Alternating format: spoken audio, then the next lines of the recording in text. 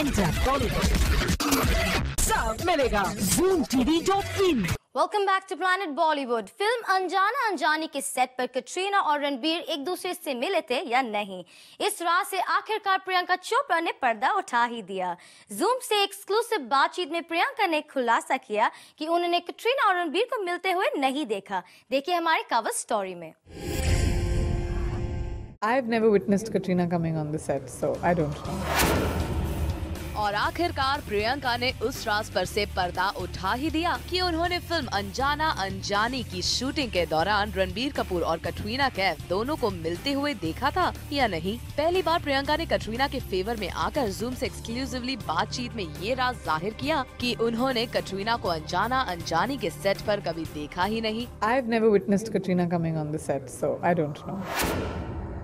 प्रियंका के इस बयान से उस खबर पर भी मुहर लग गई है कि कटरीना कैफ रणबीर कपूर से न्यूयॉर्क में मिलने की खबर पर झूठ नहीं बोल रही हैं, क्योंकि पिछले दिनों ऐसी भी खबरें आई थी कि प्रियंका ने जब कटरीना रणबीर का ये राज खोल दिया तो कटरीना ने प्रियंका से नाराज होकर अनुराग बासु की फिल्म में काम करने से इनकार कर दिया। लेकिन अब प्रियंका ने ये बयान देकर साफ कर दिया कि कटरीना सच बोल रही है। लेकिन फिर भी कटरीना की बात कोई मानने को तैयार नहीं। कटरीना ने रणबीर से मिलने की खबरों पर लाख सफाई दी, लेकिन कटरीना की सच्चाई कोई सुनना नहीं चाहता, और वो भी तब जब प्रियंका ने भी कटरीना को क्लीन चिट दे दी है।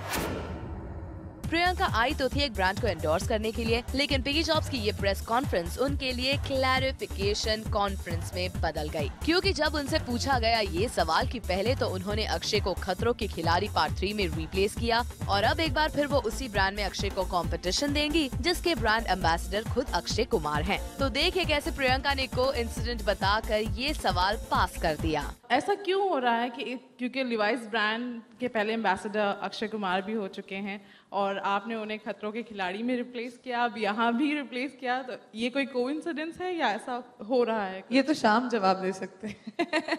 I think ये बस हुआ है। It's really just a coincidence. I became Levi's brand ambassador before खतरों के खिलाड़ी।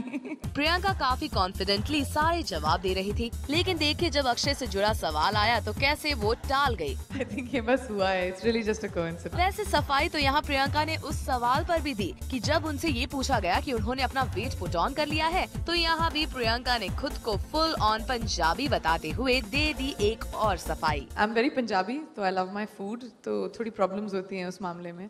I'm a pure Chopra like that. But I think everybody needs to. It's about being healthy more than being muscular and fit and things like that. अभी abs वैब्स नहीं है मेरे, but I'll get there soon.